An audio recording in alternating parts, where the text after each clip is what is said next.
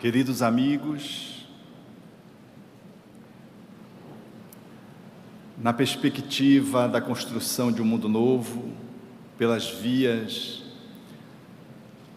da autorrealização, na perspectiva igualmente da felicidade, que hoje possamos dispor do acolhimento sempre terno dos amigos espirituais que tutelam este evento. Procurei-te desarvorado e triste pelas terras distantes, em loucas aventuras com os outros, sem conseguir encontrar-te. Aonde chegava a minha ansiedade, deparava-me com as marcas dos teus pés no chão. Cobri os meus sonhos de angústia, dilacerando as minhas esperanças em vãs tentativas de te encontrar. Exauri-me sem resultado feliz e detive-me vencido. Defrontei-me um dia com 2 estrelas que se apagavam nos olhos de uma criança abandonada e amei-a. A sua voz sem palavra e a música da sua necessidade fizeram-me encontrar os 3. O próximo, a mim e a ti, soberano Senhor da minha vida. Não cesses de cantar, ó brisa ligeira que passeias pelo vale, nem interrompas o teu curso, ó água transparente do regato. Toda a musicalidade que embala a natureza faz-se partitura para que o cantor destrave a sua voz e inunde o mundo de harmonias, de felicidades. Efetivamente, a proposição de Tagore, pela via mediúnica, deixa-nos entrever a chave para o grande processo libertário daqueles que estamos no caminho em busca da plenificação. Traz na sua poesia os elementos indispensáveis para que se possa entretecer uma análise na perspectiva espírita e decifrar o grande enigma que propõe aos seres humanos de ser um pouco mais a cada dia alcançando a felicidade. A felicidade, notadamente, está posta como um desafio também para todos os seres humanos.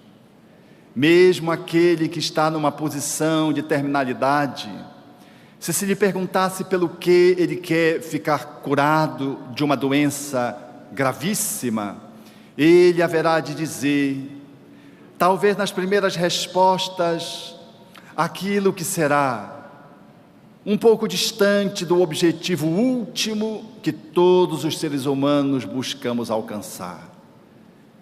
Eu pretendo liberar-me desse câncer, se pudesse, se fosse possível, porque gostaria de ter um pouco mais de saúde. E pelo que você quer ter um pouco mais de saúde?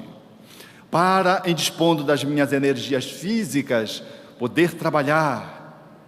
E para que você quer trabalhar tendo energia física? Porque em trabalhando, eu tenho condições de fazer uma remuneração capaz de atender às demandas da minha família em curso. E ainda trazendo alguma dependência. E o que faz com você em fazendo isso para sustentar a família? Pelo que você gostaria de alcançar este objetivo? Porque eu trabalhando para ajudar na manutenção da minha família, eu poderia ver os meus filhos melhores postos, a minha esposa longe de uma viuvez difícil, e poder alcançar até o surgimento dos meus netos. E o que significaria isso para você? E se eu conseguisse isso, eu seria feliz. Quando vamos escalonando perguntas para qualquer pessoa acerca de qualquer episódio ou vicissitude, quando vamos repetindo as perguntas, numa perspectiva da ciência, da neurolinguística, da famosa PNL, nós vamos alcançando status de cada vez mais superiores, até alcançarmos o topo, quando o indivíduo se identifica com a felicidade. Por mais longínquo que esteja essa proposição de alcance, todo ser humano, ele tem como móvel interno a busca da planificação. Na linguagem de Jesus, do reino dos céus. Na linguagem psicológica, a plenitude. Na linguagem coloquial, ser feliz. Assim, todos aqueles que estamos aqui, guardamos direta ou indiretamente esse anseio pela felicidade. E esta questão não poderia estar colocada de fora, nesse caminho de autorrealização que o ser humano deverá fazer da obra máxima, que compõe o alicerce do Espiritismo, que é a codificação. E logo na primeira obra, Kardec fere a questão de forma frontal. É possível a completa felicidade na Terra? Ao que os Espíritos respondem: não, posto que a Terra é um planeta de provas e expiações, mas cabe aos homens suavizar os seus males e serem felizes tanto quanto é possível na Terra. A felicidade, portanto, ela tem um ponto e um contraponto. É necessário que façamos essa percepção de análise para nos movimentarmos com segurança nesse anseio daquilo que podemos alcançar, de que é factível e daquilo que é utópico. Um planeta de provas e expiações, trazendo as suas vicissitudes inerentes, naturalmente, que guarda um conjunto de possibilidades internas para aqueles que lhes habitam, sem ensejar que possamos alcançar de uma forma absoluta a felicidade. No entanto, fica embutido na resposta dos Espíritos a necessidade de sermos felizes e de ser factível isso, relativamente, tanto quanto comporta a nossa condição grosseira, diriam eles, e podendo, em relativizar o sofrimento, aumentarmos o nível de gratificação e de saborearmos, degustarmos esse estado de planificação. Todavia, é importante possamos fixar o que significa a felicidade e o que representa esse caminho de autorrealização, sob pena de entrarmos num beco e termos que amargar experiências frustrantes que hão de se constituir em nossa alma de tormentos, que farão da nossa vida uma vida de amargura e azedume, e que deverá se continuar pós-morte, pós-desencarnação, alongando-se no mundo espiritual as insatisfações internas. Diz, num aspecto psicológico, dentro de uma análise que está posta no mundo, sempre focada no sucesso, de que o ser humano, ele traz a sua engenharia para compor a sua planificação desde o momento que nasce. Na vida intrauterina, nós temos ali a possibilidade de um sacrário. Nenhum lugar é tão reconfortante, tão acolhedor, qual a matriz uterina, que nos acolhe de forma engenhosa, nos protegendo dos entrechoques, das infecções, dos traumas, do excesso de luz, de calor, de voz, de som, de ruído.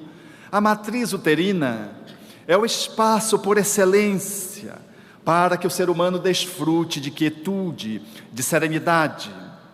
Tanto é assim que, diante de uma dificuldade avantajada, diante de uma dor avolumada, nós corremos para a cama, nos deitamos e nos encolhemos, qual feto, numa busca regressiva de voltarmos ao ventre materno.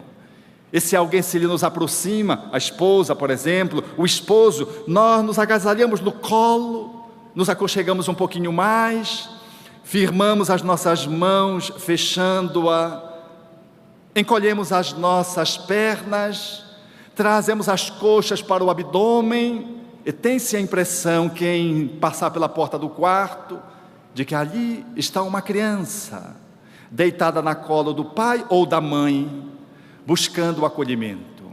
É isso que acontece instintivamente conosco. Diante de uma dor, nós queremos nos recurvar, nos recolher.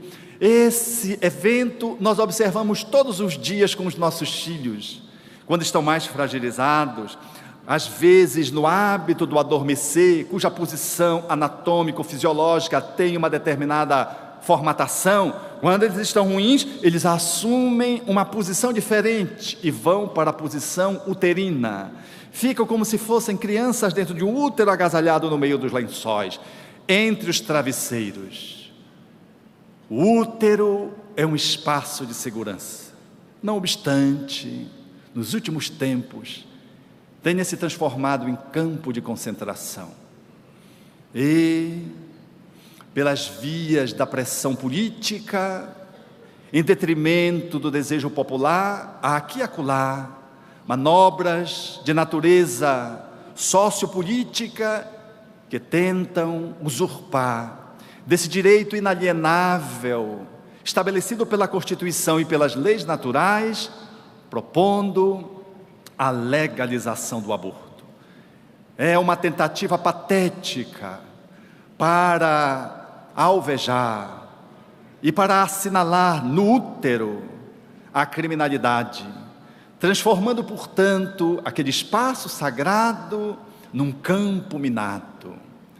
Nesses dias, o nosso país ainda precisa do viver sem aborto, Brasil sem aborto, na conjunção dos diversos segmentos sociais, religiosos, das diversas ONGs, das diversos segmentos de classe, uma movimentação cada vez mais crescente para coibir manobras de lideranças políticas que tentam empreender fóruns de legalidade do aborto para um país que tem as suas liberdades ameaçadas já em muitas instâncias.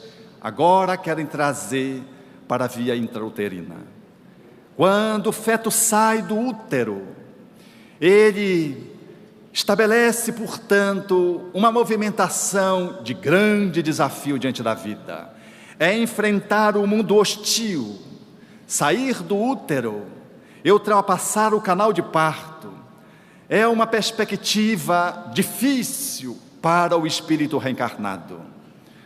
O grande psiquiatra que fez as suas pesquisas utilizando-se o LSD a princípio e depois fazendo regressão de memória utilizando a ventilação, a respiração holotrópica, Stanislav Grof, haveria de fixar as matrizes das dores humanas principais no processo de nascimento. As matrizes perinatais na análise do grande psiquiatra, mostrando quão difícil é nascer, sair do útero. O espírito, quando está nessa perspectiva, ele, segundo a psicologia, vai ter que enfrentar o mundo hostil e sente-se ameaçado na ruptura com a mãe, que agora tem o cordão umbilical propriamente dito segmentado, mas traz ainda o cordão afetivo fixado, a dependência emocional. Nenhum animal é tão desprotegido quando nasce quanto o ser humano.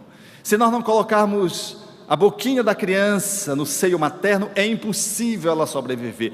Ela não consegue pegar o seio, ela apenas chora, absolutamente nua, sem condições de sobreviver às condições climáticas, se forem adversas.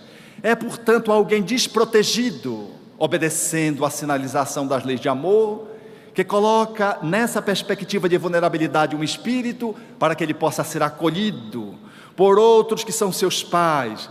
Ali os irmãos, rompendo a barreira da adversidade, dos traumas anteriores, das inimizades de outrora, e na delicadeza do corpo infantil, trava-se um processo de sensibilização dos adultos, que rompem quando trazem travas para poder acolher a criança, senão ela morre.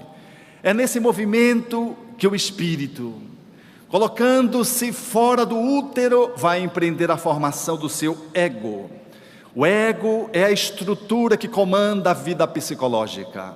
Ele vai experimentando, sobretudo, na primeira infância, quando na fala do Espírito Emmanuel se conclui o processo da reencarnação aos 7 anos. Depois ele faz uma segunda etapa, aonde este ego já posto vai fazer o enfrentamento dos desafios da vida, colocando-se num mundo que é sempre hostil e agressivo. Este ego, ele segue habitualmente 3 caminhos dentro da movimentação do mundo, que didaticamente aqui posto, para a questão de análise, vai determinar consequências últimas que vão afastar ou aproximar da felicidade e vão permitir a autorrealização ou não do ser que acabou de reencarnar e que está formando uma nova personalidade, um novo ego, conforme a psicologia propõe e conforme os espíritos colocaram Allan Kardec com o nome de personalidade. Assim, o espírito ali posto, a pessoa ali colocada, ela vai criar numa primeira perspectiva um eu idealizado, em detrimento de um eu real. Egoicamente, há uma tentativa de subtrair-se às ameaças do mundo, ao mesmo tempo que você vai tentar atender, capitalizando o amor materno. Esta primeira movimentação do ego é criar um ego ideal, que deverá ser aquele que se estabelecerá vencendo os outros. Um ego que vai fixar nessa posição de que tem que vencer no mundo, de que tem que vencer as pessoas, tem que vencer os outros, para poder fugir da hostilidade das comunidades, dos grupos sociais e das pessoas que haverão de conviver com aquela pessoa. Ao mesmo tempo em que, em sendo superior aos outros, haverá de manter a afetividade de que ele teme perder, que é o amor materno, paterno. É assim que vai se formando a personalidade do primeiro grupo, do primeiro caminho na busca da felicidade. O ser estrutura para si um objetivo de ser feliz, alcançando o sucesso, o poder, a fama, o status. E para isso, muitas vezes rompendo com condições éticas primárias, ultrapassando normativas absolutamente impossíveis de serem desconhecidas e desconsideradas, o ser vai rompendo com tudo aquilo que se lhe ponha como obstáculo para se sobrepor aos outros e alcançar a fama. Na pirâmide social, no entanto, só alguns poucos chegam lá, uma minoria de menos de 5%. A maioria dos 25% a 30% fica pelo meio, e a esmagadora maioria constitui a base, em torno de 70%, um pouco mais, um pouco menos. É como se compõe a sociedade dos nossos dias. A maioria da população busca este caminho para alcançar a felicidade e se realizar. Logo, se a maioria fica na base, estabelece-se um grande sofrimento para a maioria das pessoas que querem ser sobre os outros e mal conseguem superar o vizinho, mal conseguem um espaço profissional para lograr experimentar algum prestígio. A maioria que fica no anonimato patina na lama da solidão, da raiva de si próprio, na baixa autoestima em função da imagem que criou para si e que não conseguiu lograr alcançar, deste eu ideal em desprestígio ao eu real. Essa desconexão, aquilo que eu sou e aquilo que eu me proponho a ser fazendo de conta, é um dos grandes problemas que todos enfrentamos. Temos muita dificuldade de assumir aquilo que somos, para concretamente fazermos uma movimentação de transformação diária.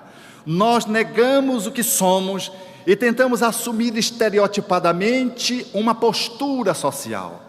Esses que seguem pela primeira via ficam frustrados porque não conseguem vencer, não são vencedores do mundo. Os milhares estão nos campos de futebol querendo ser um Ronaldinho, um Robinho. Quantos chegam lá? São tão poucos que aqueles que estudam estatisticamente desaconselham encaminhar a massa para o campo de futebol, porque o número daqueles que se destacam são insignificantes do ponto de vista estatístico. Há uma grande frustração na massa, mas não só no futebol, como em todas as outras áreas, porque a pirâmide social colocada dentro do formato mercadológico apresenta-se majoritariamente entre a pobreza e a miséria. A classe média, que fica ali nos 25%, 20% a 30%, dependendo de cada país, essa consegue, de alguma forma, uma vivência digna do ponto de vista material, mas se projetou o sucesso na perspectiva daquele eu idealizado. Esses que também estão na classe média não estão felizes. Tanto é que todos eles jogam na Mega Sena, porque ambicionam alcançar o topo da fama, e tem a cara mais de pau de dizer que vão fazer a caridade. É impressionante como as pessoas dizem: não, eu dou tantos por cento. Outro dia eu vi a minha enteada, chegou comigo e disse: tio, você já jogou alguma vez? Eu disse: meu filho, eu não jogo. O senhor nunca jogou? Eu disse: não, nunca joguei. Ela disse: então jogue aqui, eu lhe dou 10%, quer dizer, 10%. Ela veio rindo, eu peguei os números, se arriscando os números, e eu digo: 10%, eu vou dar para o Jardim das Oliveiras, na brincadeira com ela. Mas imaginem que ela ficou convicta de que eu tinha algum prestígio com Deus. Ela achou, acho que ela pensou assim, que ela ia ganhar, porque depois de uma conversa mais informal, era um prêmio acumulado, ia a mais de 60 milhões de reais, e surgiu uma conversa assim em casa, e surgiu meu outro enteado e disse: você não vai ganhar, porque quem vai ganhar sou eu. Eu comecei a notar que estava havendo já uma disputa pelo prêmio.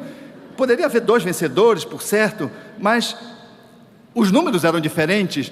E aí eu disse: o que é que tu vais fazer com 60 milhões? Ele disse: eu vou dar tudo para Deus. Eu me estranhei, porque ele não tem assim tanta essa vocação messiânica, franciscana, para abrir mão. Ele disse: mas como tu vai dar para Deus? Não, eu vou ganhar, vou aplicar assim, e vou rendendo, e vou dobrar esse dinheiro em tantos anos, e vou dar para Deus tudo de volta, mas eu vou ficar com 60 milhões. Eu digo: tu está pensando que Deus é burro, né? Veja, eu digo, quer dizer que tu queres ficar velhinho, aí devolvendo para Deus o que tu ganhaste na Mega Sena. Esse é o contrato com o divino? Eu disse: não, eu sou um cara inteligente, eu vou logo dobrar essa riqueza com a minha engenhosidade, e vou dar para Deus. Eu estou falando sério, eu vou dar os 60, agora eu vou ficar com 60 também.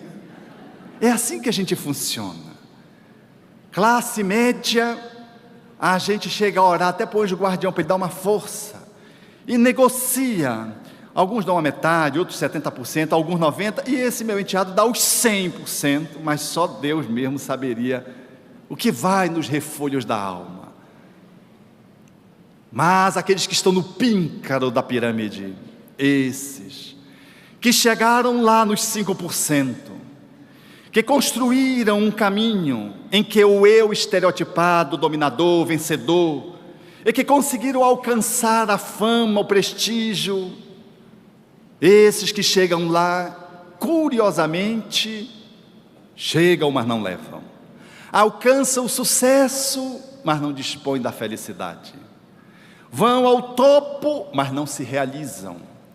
São aqueles que efetivamente brilham nas rodas sociais, trazem prestígio porque têm um corpo escultural, como uma top model, ou como um jogador que consegue fazer com seus dribles certeiros, os seus passes desconcertantes, as suas jogadas formidáveis, um ser de fama, cuja riqueza ele não sabe nem avaliar.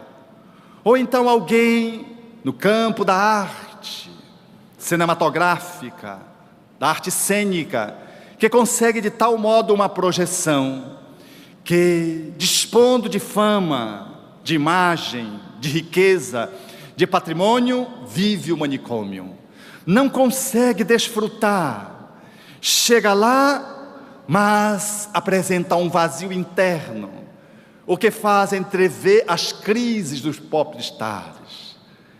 Há bem pouco, Michael Jackson, meio século, um homem que construiu uma fama incomparável, que foi ícone para uma geração inteira. No entanto, quanta fragilidade, um processo de imaturidade avantajado, uma alma absolutamente infantil, gênio na forma dos clipes, da dança, numa genialidade da sua voz.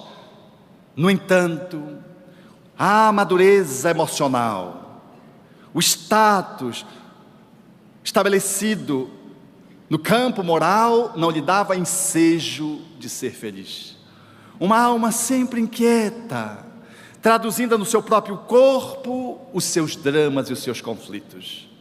Uma pessoa feliz nunca está bem consigo própria e projeta aqui e acolá os seus conflitos. Às vezes é no corpo, às vezes é nas drogas, às vezes são em neuroses, comportamentos estranhos. As pessoas ficam meio que fora do mundo, porque tem um mundo aos seus pés, mas não se sentem amadas. Não sabem se aqueles que se lhe aproximam são bajuladores, barganham, ou se são seus amigos, porque eles têm tantas coisas e eles não sabem se as pessoas têm interesse nas coisas ou neles. Eles, portanto, venceram os outros, mas eles não conseguem encontrar amigos, aliados, não conseguem mesmo lidar com os familiares que já começam a brigar pela repartição dos bens.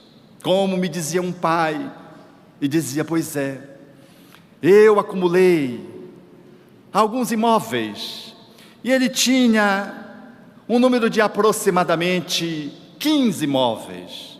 E ele dizia: eu estou diante do impasse, porque tenho que distribuir pelos meus 4 filhos esses 15 imóveis, e não posso fazê-lo com prontidão, porque eles estão aí crescendo, e há conflitos, e eu dou-me conta que o tempo que eu consumi para fazer o levantamento desse patrimônio para eles, foi o tempo que eu deixei de conviver com eles. E agora eu quero articular a relação fraternal, a relação entre eles, e eu não consigo. E este pai estava a ponto de expulsar o filho para fora de casa, porque não conseguia coabitar com o filho, e queria já fazer a partilha, mas queria fazer a partilha do seu jeito, e que talvez não pudesse corresponder aos anseios dos 4 filhos. Ele então dizia-me: do que valeu ter me esforçado tanto, ter construído todo esse patrimônio, se eu surrupiei desse tempo, o tempo de convivência, de estar com eles. Olhou para baixo e disse: eu me arrependo lamentavelmente de tudo que eu fiz. Se eu pudesse reitinerar a minha vida, eu faria um caminho diferente. Tinha menos coisas e tinha mais convivência com os meus filhos. É assim que aqueles que alcançam o sucesso não conseguem dispor desse sucesso a serviço da sua felicidade, porque não dispõem de si mesmos. Criaram um eu idealizado, alcançaram os seus objetivos dentro da filosofia de vida que estabeleceram, mas não conseguem amar, ser amado pelos outros, e não conseguem vencer o mundo hostil, porque quem tem muito está sempre preocupado com os assaltos. Em Belém do Pará, por exemplo, hoje vende-se os apartamentos mediante escolha se você quer uma porta blindada ou não blindada. Tal são os bárbaros, as ondas que vêm dos miseráveis, que avançam para a urbe para estabelecer os assaltos. Entram nos prédios, arrombam as portas, e se não estiverem blindadas. Então hoje, ter prestígio social, ter muita riqueza, muito poder, é muito perigoso, porque você tem que andar com seguranças, tem que andar num carro blindado, Quando chega na sua casa, você põe uma câmera, põe o cadeado, põe a tranca, põe os cães e põe o segurança do lado de fora, porque você não sabe se o segurança é uma segurança ou ele é uma ameaça. Mas quando você sai no dia seguinte, vai deixar o seu filho na escola, corre riscos, mesmo que o segurança possa lhes acompanhar. É uma felicidade que tenta se colocar blindada, não é uma felicidade brindada. Não se conquista, portanto, esse estado de felicitação. É aquilo que se acumula, acaba se transformando em tormento. Aqueles, portanto, que chegaram no topo são tão infelizes de modo diferente daqueles que ficaram na base, daqueles que ficaram no meio, na classe média da construção social.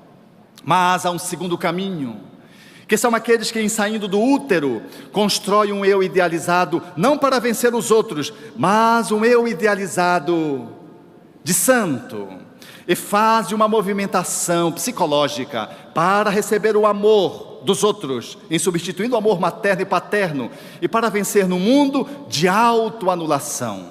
São aqueles que assumem posições submissas, são aqueles que se autodesprezam, são aqueles que não têm opinião própria, são aqueles que com tudo e todos concordam, são aqueles que falam manso, mas guardam dentro de si uma raiva, porque quando você rompe com você para ser algo que você constrói de forma irreal e ilusória, você não consegue integrar-se, e a desintegração gera no ser um sentimento de desagrado. Do mesmo jeito que aqueles que fizeram a primeira via não alcançaram, têm um vazio, porque não são eles próprios, são uma máscara de si mesmos.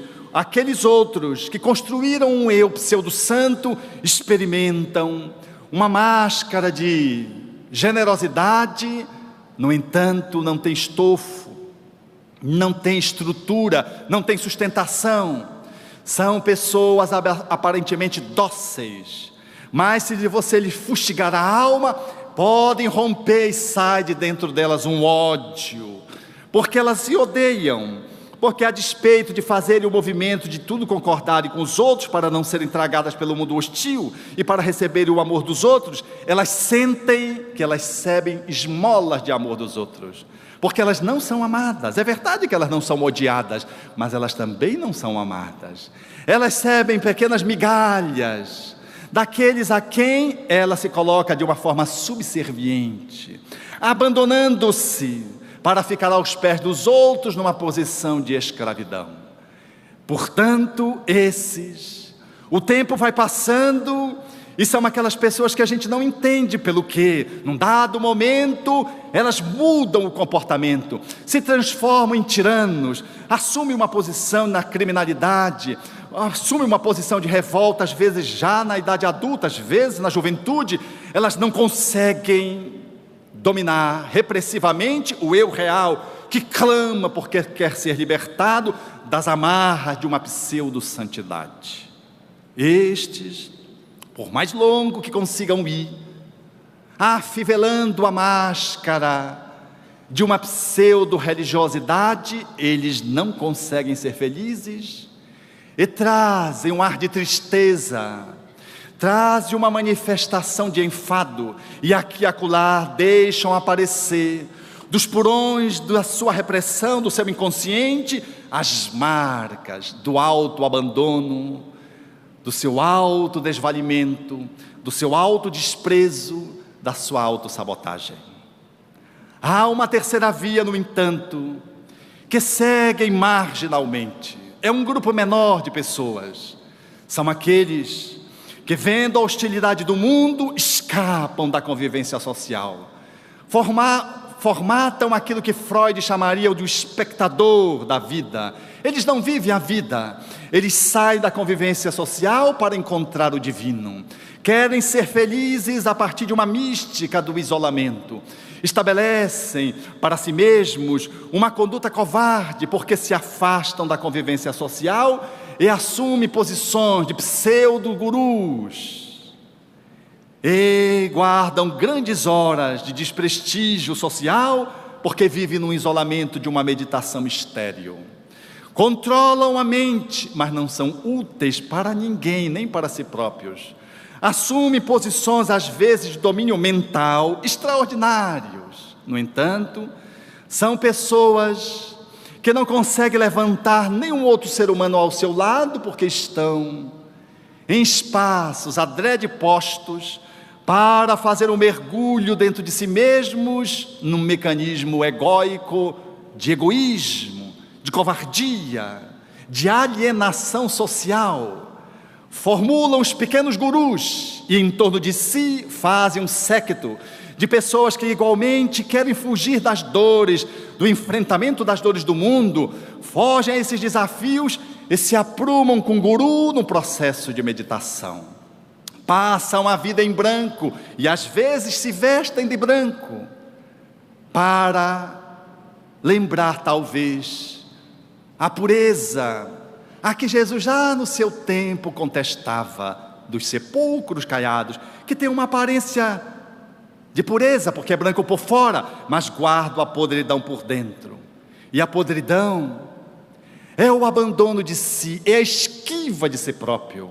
Ao invés de assumir-se para fazer o trabalho que precisa fazer de autotransformação, de evolução, de sustentação de si próprio, no mecanismo de progresso inevitável, essas pessoas constroem um eu idealizado de guru e fazem esse encaminhamento em grande parte da sua vida ou a vida inteira, servindo apenas ao seu ego medroso.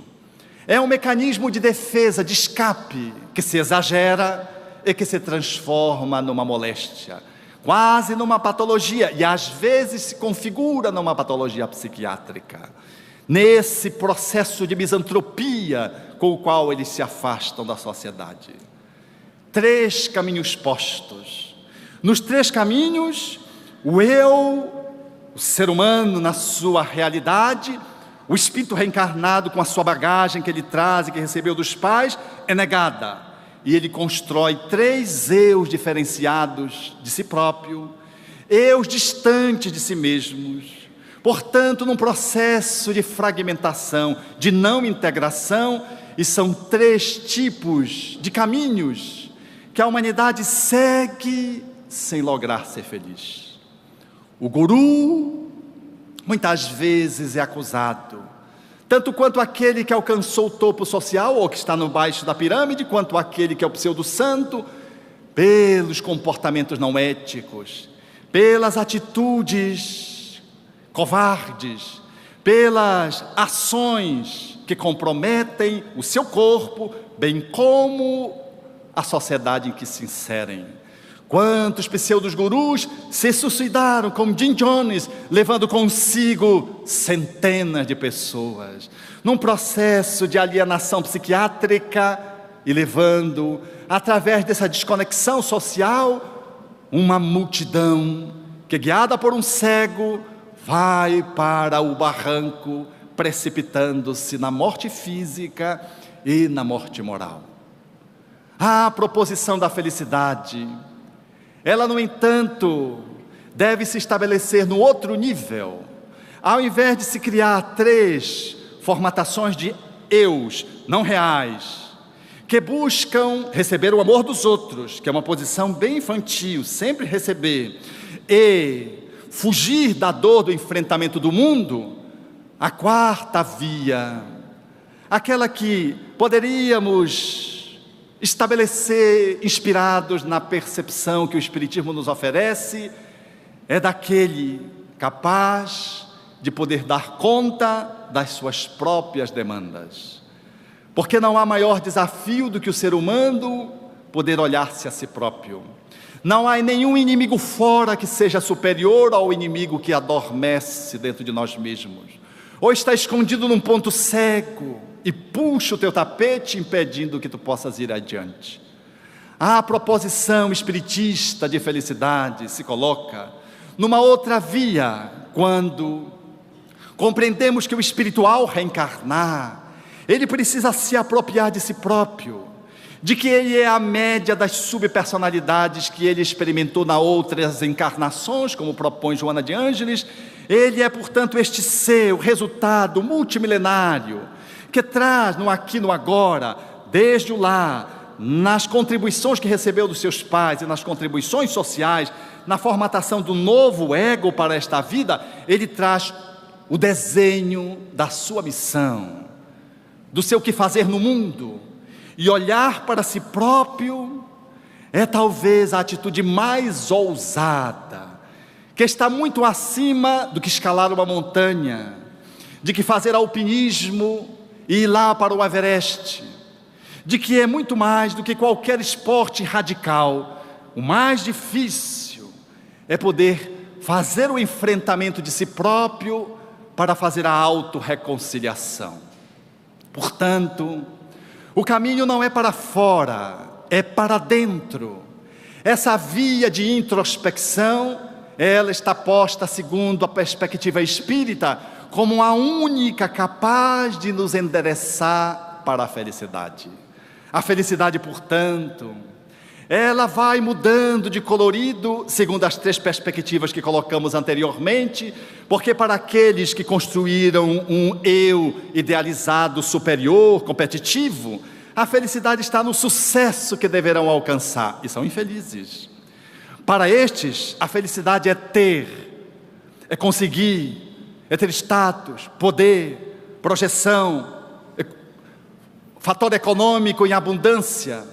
Para os da segunda via, a felicidade em sendo amado, e o mundo não lhe pisando no ser, ele possa ser feliz, mas ele traz uma serenidade turbada, uma serenidade ruidosa, demonstrando que ele não está bem. E o pseudo-guru alienado tenta esquecer-se de si mesmo, para não fazer contato com a dor de ter fugido do mundo. Não é feliz. A felicidade, na análise da 4ª via, é algo que não está posto fora, é algo que está posto dentro. Não é uma felicidade com um objeto externo colocado. Qual? Aqueles que seguem o caminho da 1ª via, que lembram muito bem a história do pônei e do pai que detinha o seu filho, querido e único, e que era feliz, dizia ele, porque tinha o filho e tinha o pônei, e que ele era a pessoa mais feliz do mundo, e de repente o pônei desapareceu na floresta. Ele ficou então infeliz e começou a lamentar, porque tinha o filho, mas o pônei tinha ido embora. Ato contínuo, o pônei voltou trazendo um garanhão, um cavalo selvagem, e ele ficou então feliz, e agora propalava sua felicidade, porque ele já tinha não só o filho, um pônei, mas também tinha um garanhão. O filho subiu no garanhão e foi cavalgar. Como era um cavalo selvagem, ele tombou e quebrou a perna, e o pai se transformou na pessoa mais infeliz, porque o filho tinha quebrado a perna, e talvez não houvesse a possibilidade de uma recuperação, deixasse uma lesão, uma má formação, não cicatrizasse, e o pai lamentava profundamente agora a infelicidade que estava, porque o filho estava adoentado mediante a fratura na perna. Mas logo, o ato contínuo, veio uma expedição comunicar que a guerra tinha se estabelecido no seu país, e ele ficou feliz, porque o seu filho com a perna quebrada não podia ir para a guerra. Assim é a felicidade colocada fora. Nós somos felizes, não porque somos felizes, mas porque estamos felizes à custa de algo que está externo. Essa é uma felicidade flutuante. Temos momentos de felicidade, mas não somos felizes. Temos momentos de agrado, porque ela é uma gangorra. Se você ganha bem, você é feliz, mas se não houve um aumento, você fica infeliz. Você, se está bem casado, você é feliz, porque encontrou uma pessoa extraordinária, uma jovem encantadora.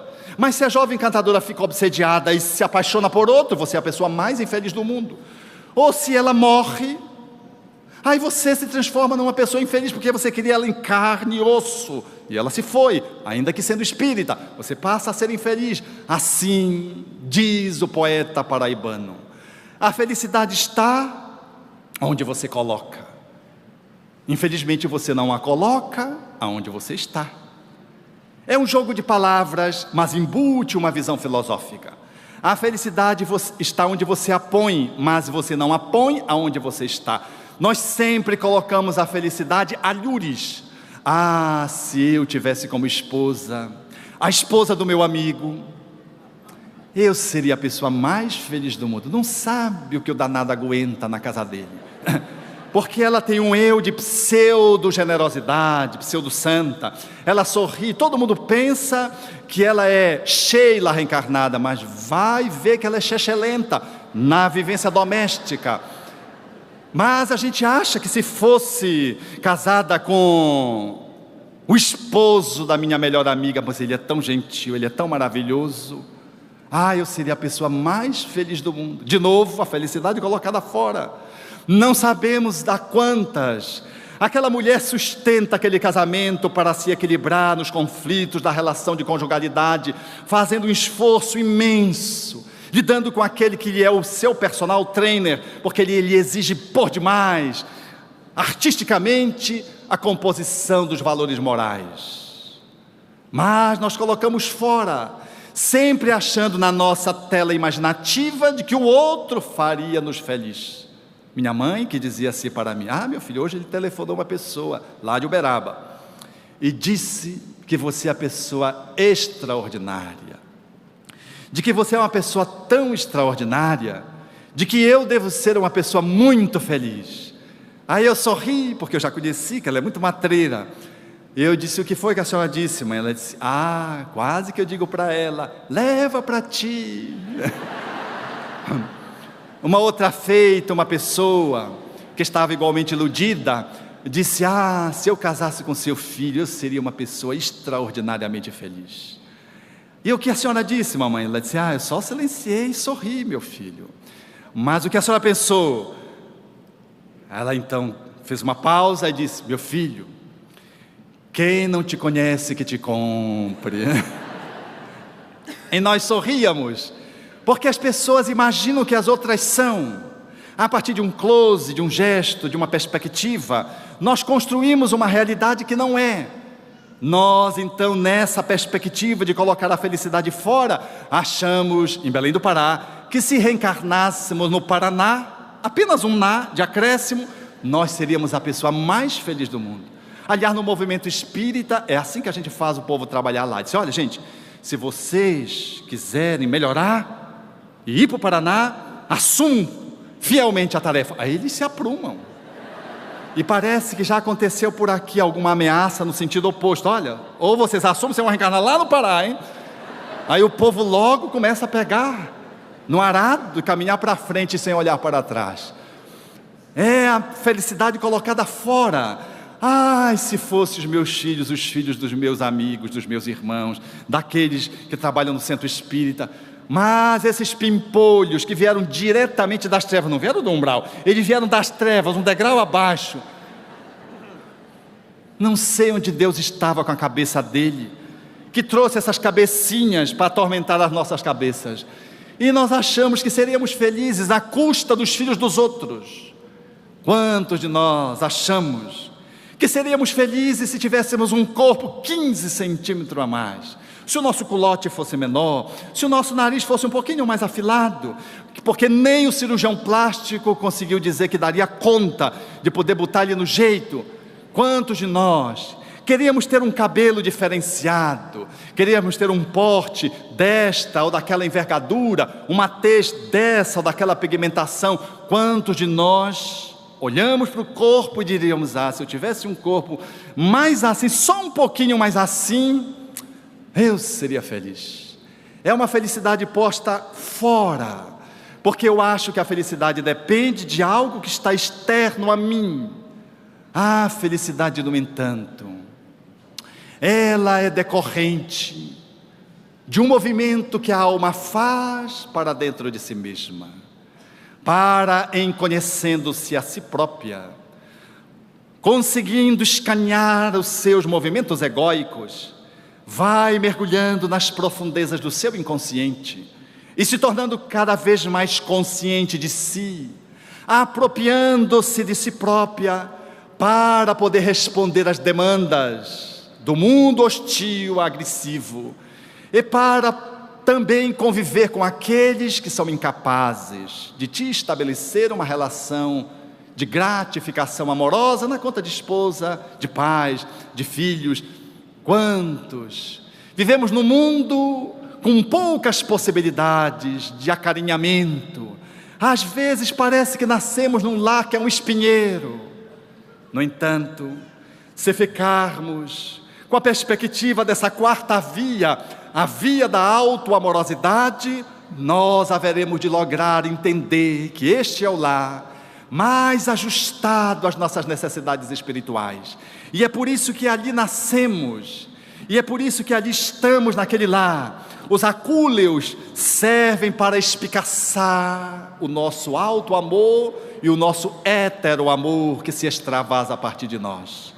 Porque a felicidade só é lograda estabelecer-se definitivamente quando eu conquisto estabelecer em mim, em relação a mim mesmo, aquilo que o maior filósofo de todos os tempos propugnou para a humanidade, resgatando do Velho Testamento, que era o amor a si próprio, que deveria se extravasar na direção do outro, e que deveria, essa relação amorosa, representar exatamente o espelho do principal mandamento, ou do maior mandamento, que era amar a Deus. Portanto, é no amor que está o caminho da felicidade, ou, se preferirmos de uma forma mais adequada dizer, a felicidade não tem caminhos, a felicidade é um caminho. Eu não faço um esforço para ser feliz um dia, como a maioria de nós fazemos. Não, eu estou me esforçando porque eu quero ir para nosso lar, a colônia que a gente conhece. Eu não quero ir para a Câmara de Retificação, eu não quero ir para o umbral. E a gente fica se esforçando para um dia ser feliz, esquecido de que o paraíso começa no passo que tu dás. A felicidade, portanto, ela deixa de ser um posto de chegada para ser um desfrute do ato de caminhar. Ela é, portanto, um ato também, mas ela é mais do que um ato, ela é o hábito de dar passos após passos, daquele que sedimenta no exercício da sua amorosidade, o desfrute de poder viver, a despeito de muitas vezes fazer o enfrentamento da hostilidade do mundo, que se manifesta nas suas vicissitudes, nas agressões, nas enfermidades, no envelhecimento. E a despeito de tudo isso, aquele que está feliz, porque é feliz, ele consegue se sobrepor aos limites do corpo, a doença, consegue se sobrepor à ingratidão, ainda que tenha que administrar a perda, a tristeza por um tempo, mas ele é uma pessoa feliz porque sabe que aquela felicidade, ela está posta dentro de si própria, e ela vai superar aquela dor de tristeza da partida de um ente tão amado que lhe abandonou,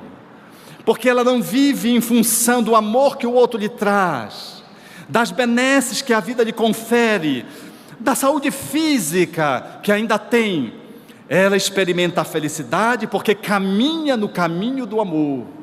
E se no caminho do amor surge uma ingratidão, ela é desafiada a continuar amando e continuar sendo feliz, a despeito da dor do abandono de alguém que se recolheu para fazer outras escolhas, às vezes muito infelizes.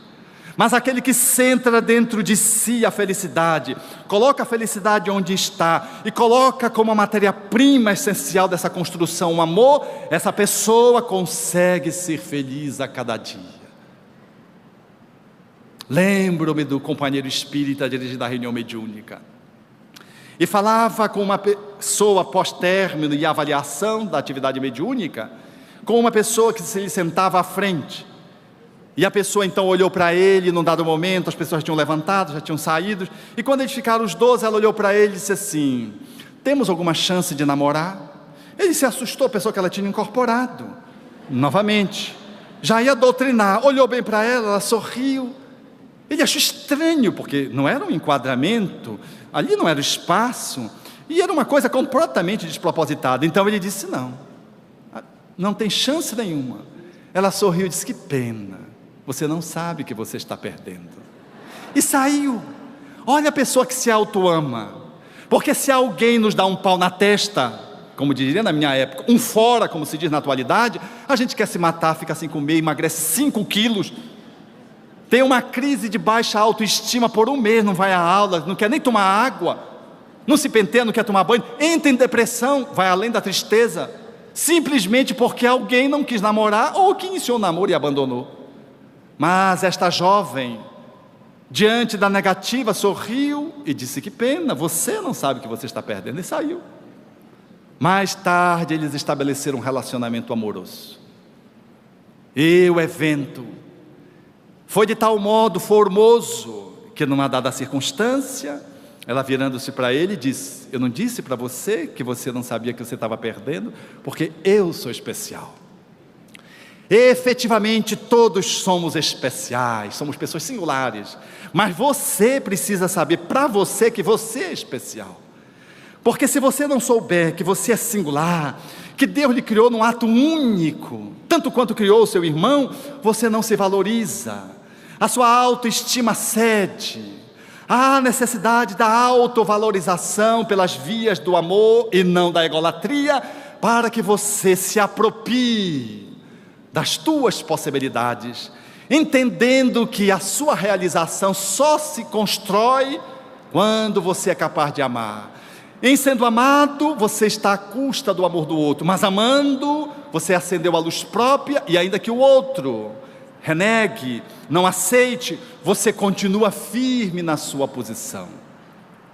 Esta postura nos autoriza a sermos felizes, mesmo em circunstâncias às vezes trágicas, como tive a oportunidade de ver no Paraná, por ocasião de uma enchente, cujo repórter fez uma matéria, e na edição da matéria, intencionalmente, naturalmente, ele compôs 2 entrevistas, de 2 pessoas que estavam à margem do rio, e que tiveram as suas casas levadas pela correnteza, e a primeira pessoa dizia, chorando copiosamente, desesperada: foram 30 anos de trabalho, e chorava, olhando para o rio caudaloso que passava e tinha levado a sua casa. Ato contínuo na matéria, ele interpelava uma outra pessoa que sorria, e que tinha trabalhado 30 anos na construção da casa, e dizia: ai, graças a Deus foi a casa, mas eu estou viva. O mesmo fato tem um sentido diferente, dependendo da forma como nós estamos postos, nós estamos nos colocando. Por isso Heráclito, na Grécia, no século VI, haveria de dizer: diante das misérias humanas, nós devemos chorar. Mas no século V, Demócrito diria exatamente o inverso: diante das misérias humanas, temos que sorrir. É preciso ter um conhecimento filosófico profundo para entender que talvez o choro faça parte da nossa dor, mas de que a ressignificação de uma dor pode nos levar a entrever um sorriso, de que efetivamente, de toda a dor, pode surgir uma luz, como num parto, onde surge o nascimento, de que todo o processo que envolve um cerceamento da nossa personalidade, quando sabemos lidar com ela, nós conseguimos dar um salto de qualidade e conseguirmos ser felizes. Por isso, nós, aprimorando-nos no alto amor, no autoconhecimento, vamos nos apropriando da felicidade. O eu real que somos, vamos banhando, a partir do mergulho interno nas nascentes do nosso ser, na fonte originária da nossa origem. Quando Deus nos criou, trazendo a sua marca, nós trazemos a marca do divino, e essa marca, que Jesus dizia: brilha a vossa luz, essa luz interna que jaz na nossa intimidade, quando ela vai eclodindo, mediante posições que fazem com que ela se desperte, o nosso ego se beneficia. E por isso, o caminho do alto amor é fazer esse mergulho para dentro, seja usando a meditação que o guru não consegue consolidar como método libertador, seja usando através da atitude daqueles que procuram a postura do pseudo-santo, através de uma atitude não de servilismo, de subserviência, mas de uma atitude de servir, de caridade, num exercício sincero de amor, aonde eu dou para você o que eu construo dentro de mim, aonde eu passo o oxigênio para você depois de botar a máscara em mim. É o amor que eu tenho por mim que se extravasa para você, e eu me sinto feliz por amar você, sem cobrar nenhuma taxa de reconhecimento, sem exigir que você me ame também, muito embora espere que você ame porque é bom para você. E será gratificante também para mim, sabendo que nós nos enlaçamos no amor de pai, de filho, de amigo, de irmão, de companheiros de conjugalidade. Mas se você não estiver pronto, maduro, eu me realizo numa atitude verdadeiramente generosa, de caminho de santificação sem ser santo, na qual eu coloco meu amor a serviço da caridade, e faço um encontro com você. Esse exercício faz eclodir a minha luz, e o meu ego vai cedendo, o egoísmo vai cedendo ao altruísmo, a egolatria vai cedendo para o selfie, a postura do homem animal humano cede para o homem espiritual moral. Eu vou fazendo, portanto, um caminho que é para a minha interioridade, e aonde eu vou passando com a minha felicidade, eu vou depositando possibilidades para que os outros também, se quiserem, façam o mesmo caminho. Olhando para a primeira via, eu já entendo que eu não preciso superar ninguém, nem o companheiro de trabalho ou o concorrente da profissão. O desafio de quem está no caminho da felicidade é autossuperar-se. O galardão não é o prestígio popular, porque quem quer ter sucesso real, conectado com a felicidade, não busca necessariamente o marketing. Chico Xavier se movimentou tão pouco, foi tão anônimo, mas ele conseguiu ser tão grande que hoje a gente confunde, a gente não sabe quem é maior, se é ele ou a obra dele. É o carteiro que, entregando a mensagem dos Espíritos, foi se iluminando, e ele passou a ser parte da mensagem. Ele deixou de ser o estafeta que entrega a correspondência para ser um bilhete de Jesus para a terra. E não há como escondê-lo, porque uma cidade sobre o monte não consegue se ocultar.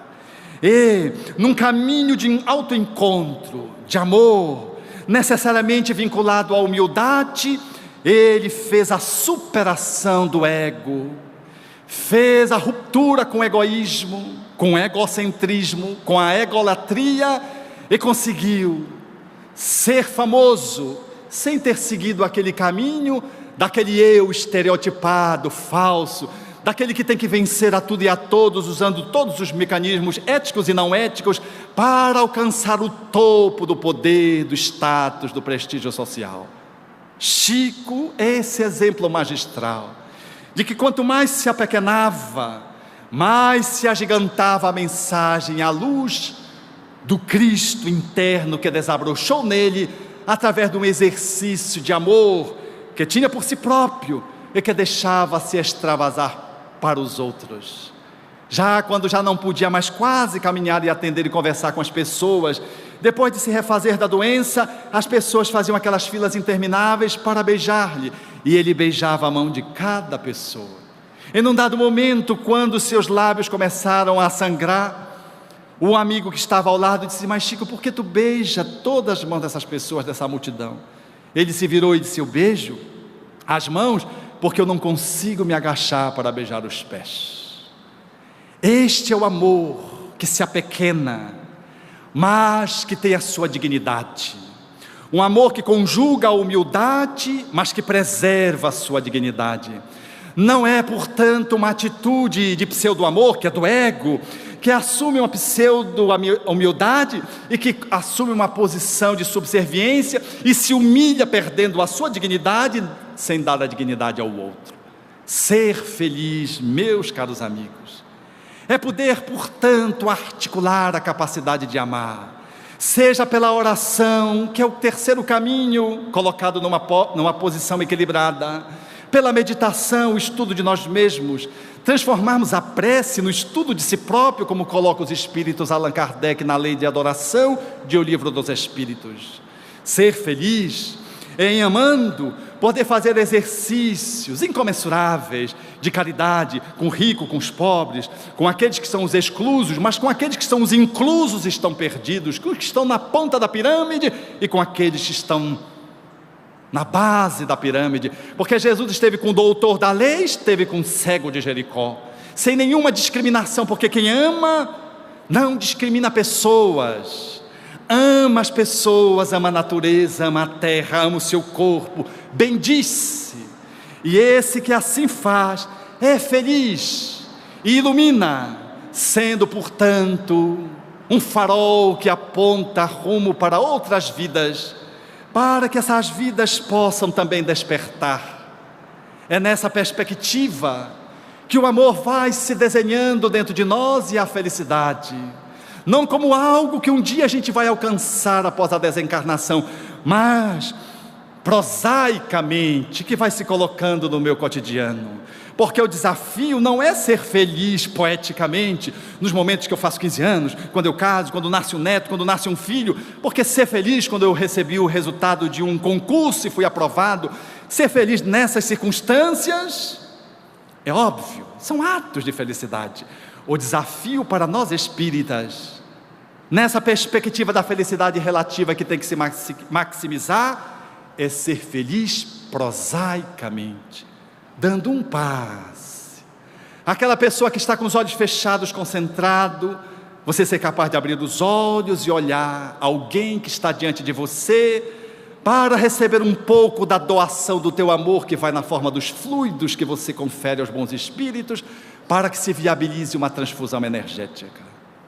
Ser feliz prosaicamente é poder transformar, não um aniversário, os 15 anos, mas um almoço em família num ato de encontro, no café da manhã, no jantar, e poder entretecer aquele momento, um momento formoso, ainda que a comida esteja com deficiência, porque as economias não conseguem agenciar o farnel e poder fazer uns quitutes, mas as relações humanas estão postas ali, e aquelas dificuldades, ao invés de ser um desserviço, no jeito prosaico, o amor suplanta, e nós podemos comemorar, às vezes um evento que é poético, mas que está tocado por uma alternância infeliz do ponto de vista humano, a desencarnação de alguém, o desemprego de alguém, e podermos comemorar aquela data festiva de forma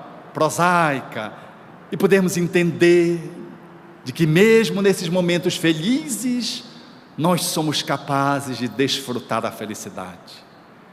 Felicidade, portanto, que se faz no dia após dia.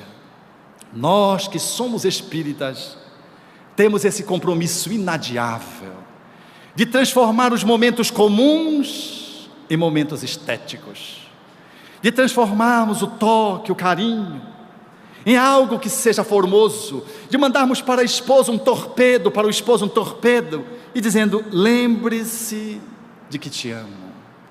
Porque nós só fazemos isso quando é dia dos namorados, do aniversário do casamento, e às vezes fazemos isso com um dia de atraso, porque esquecemos, o que pega muito mal.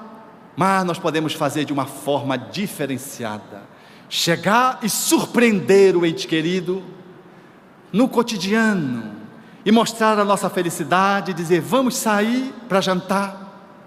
E ela diz: mas meu bem, jantar? Mas o que é hoje? Hoje é quarta-feira. Mas então por que hoje? O que é hoje? Que número do dia é hoje? Hoje é o dia 13 do mês tal. Mas o que tem? Dia 13, o número cabalístico? Não, meu bem, eu quero jantar hoje com você. Mas meu bem, nós não temos dinheiro. Então ali nós vamos no Big Mengão, no Big Vascão, que é aquele cachorro quente da esquina.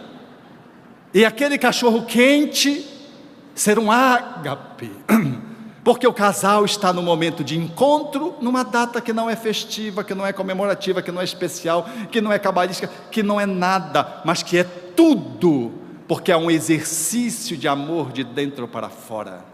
Você ser capaz de suspender o lençol e acolher o filho que está com frio, e beijar-lhe a fronte, não obstante ele esteja dormindo. Fazer isso por um exercício de amor, porque você não sabe quantas vezes você vai repetir esse ato, e você não sabe se esse será o último beijo.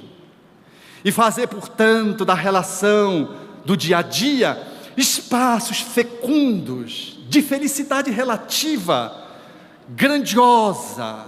Não esperar que a desencarnação assinale o ente querido com câncer, para chorar as culpas no leito do hospital, ou então no féretro, pedindo perdão porque deixou de fazer muitas coisas que o seu amor inclinava, mas você nunca tinha tempo, porque tinha que sempre estar correndo atrás do patrimônio, sempre correndo, esquecendo das pérolas que moram dentro de casa.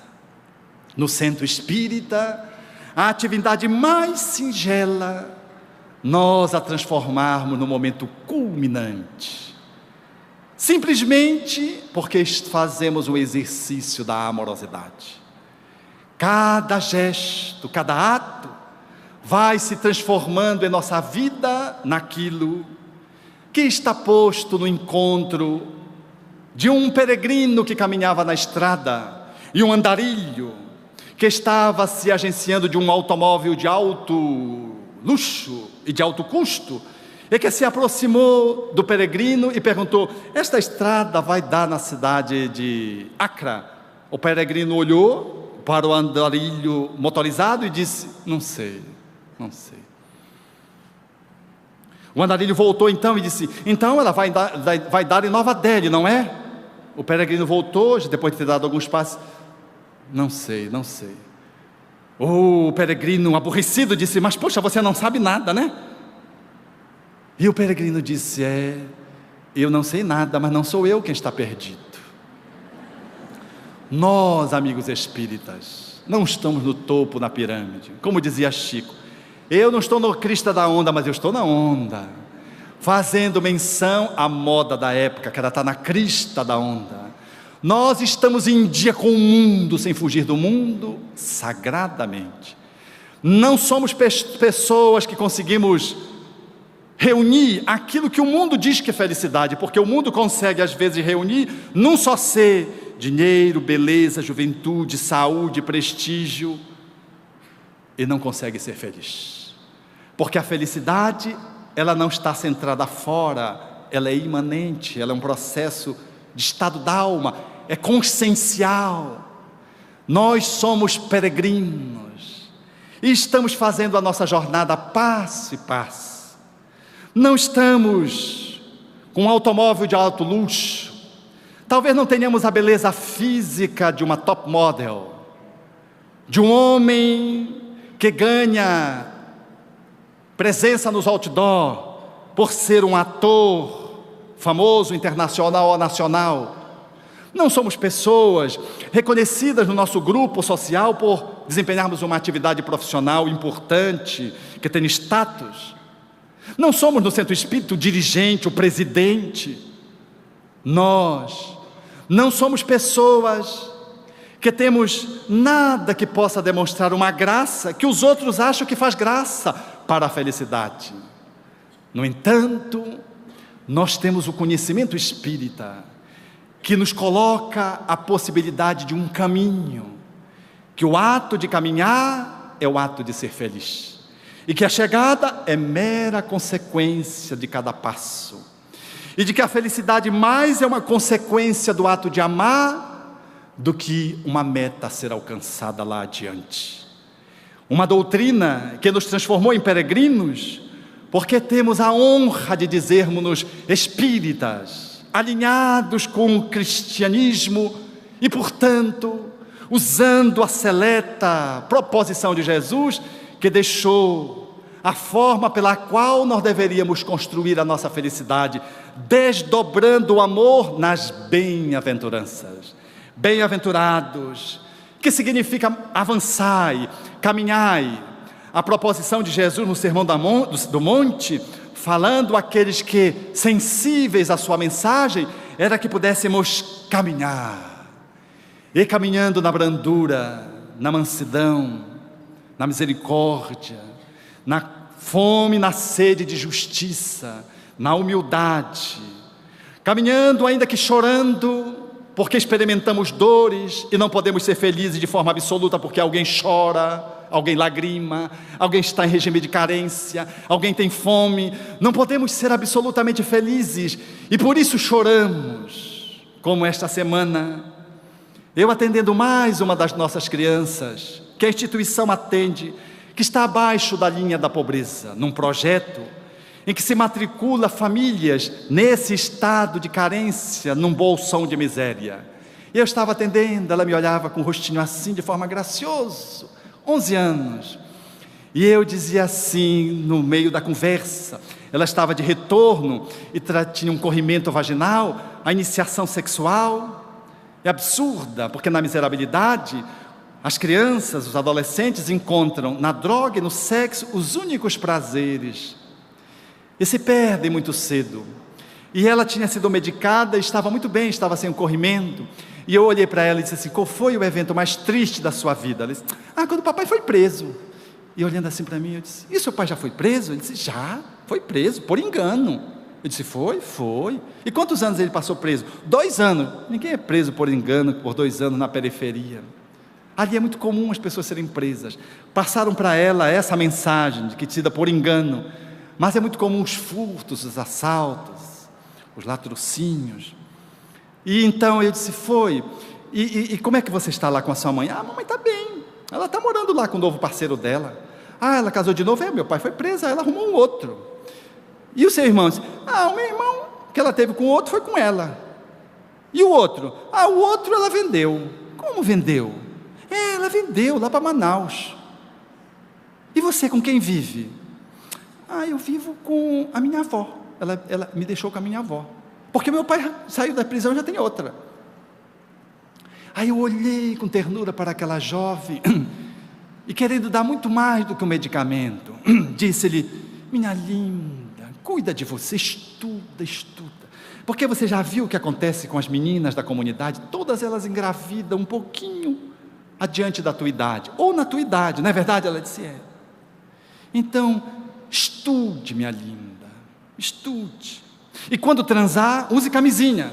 Direto no assunto, porque vocês não imaginam o que é a promiscuidade. Não deixe de usar camisinha, não vai engravidar, ou então engravidar e fazer aborto. Ela me ouvia, sorria atentamente. Aí eu fiz mais umas outras recomendações assim genéricas, porque a criança é atendida em outros espaços da instituição. Ali era apenas um enquadramento de um atendimento médico homeopático. Eu disse assim: alguém já lhe disse isso?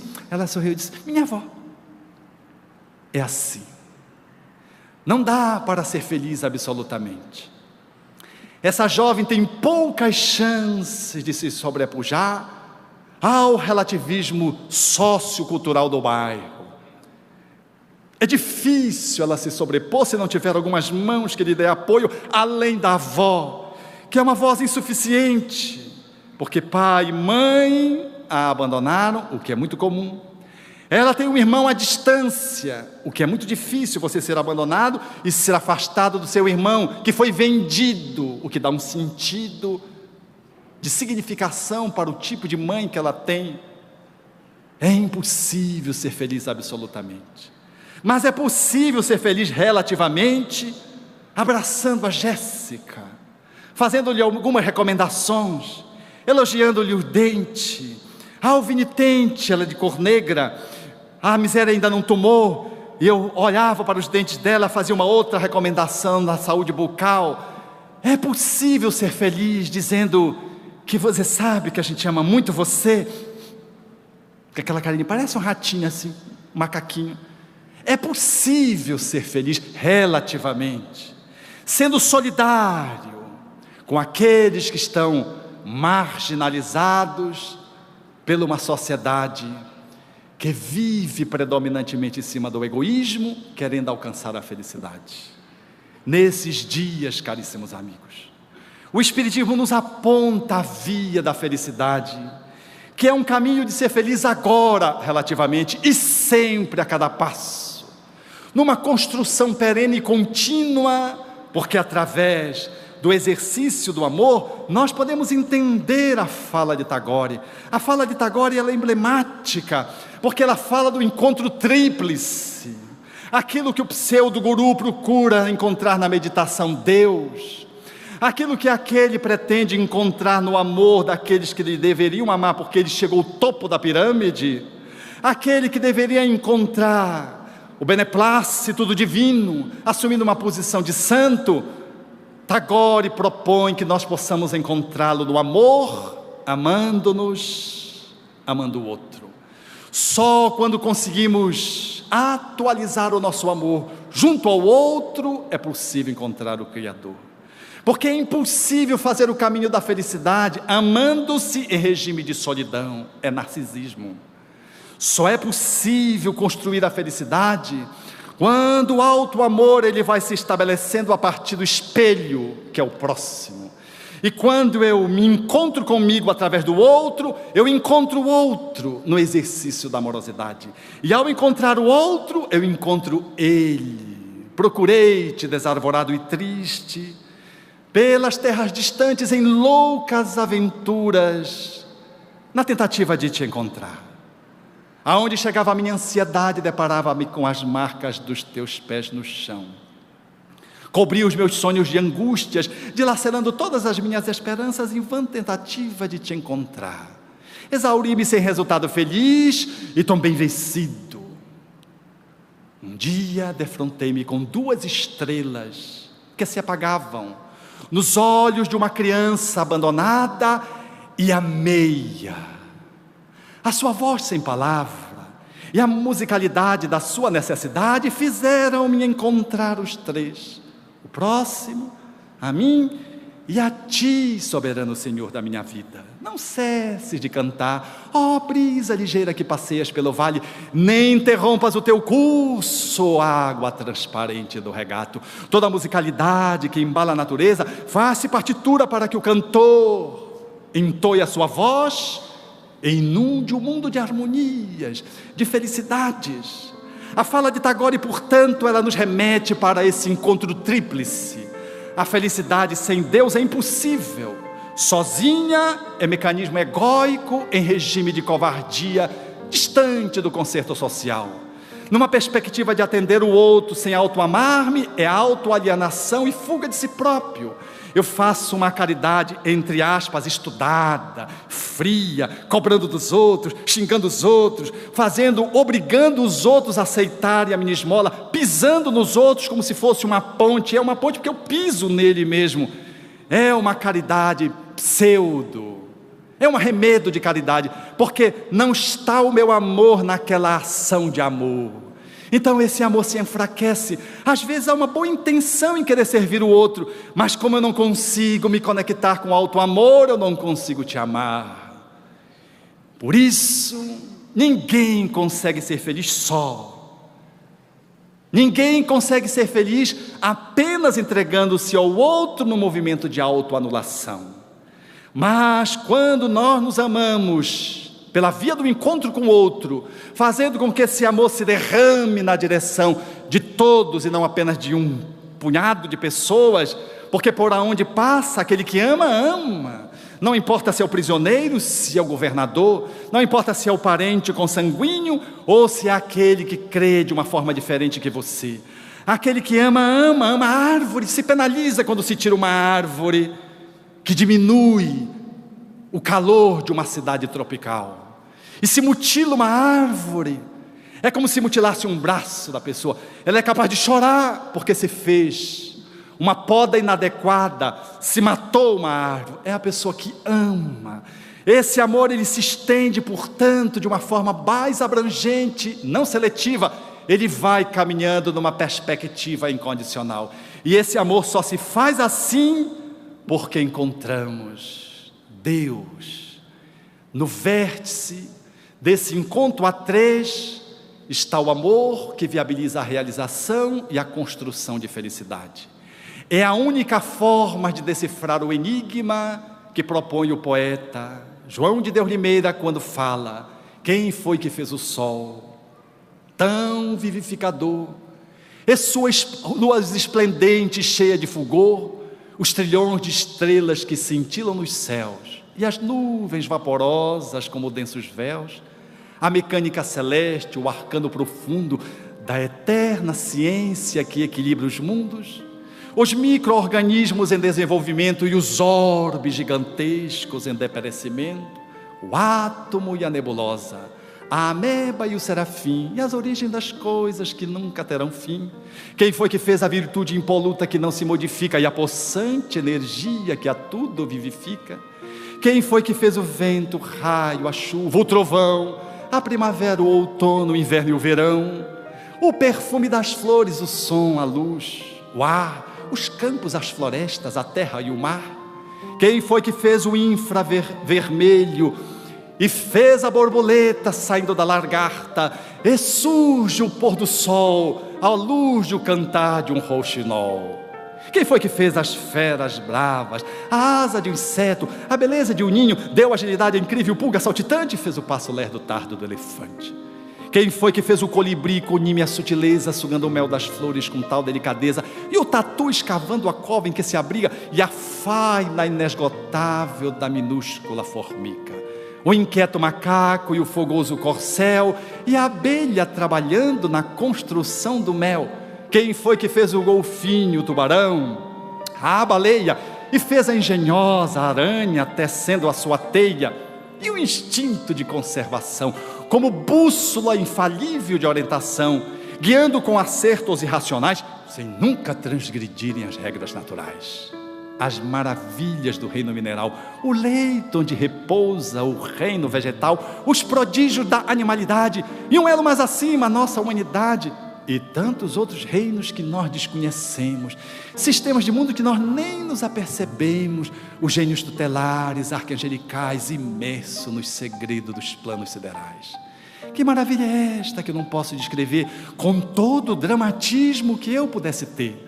Artista inimitável, sublime e ilimitado, me ponho de joelhos e contemplo abismado, e pergunto a mim mesmo com estupefação: quem criou tudo isso com tanta perfeição? Em dar sem perder nada, e paga sem dever, e a tudo movimenta sem nunca se mover, formando e transformando, criando e dirigindo, governando e agindo. Quem tem tanto poder? Pergunto a outras vozes: quem me podeis dizer? Eu vos peço, queridos irmãos meus. E as vozes me respondem: foi Deus, foi Deus, foi Deus, foi Deus.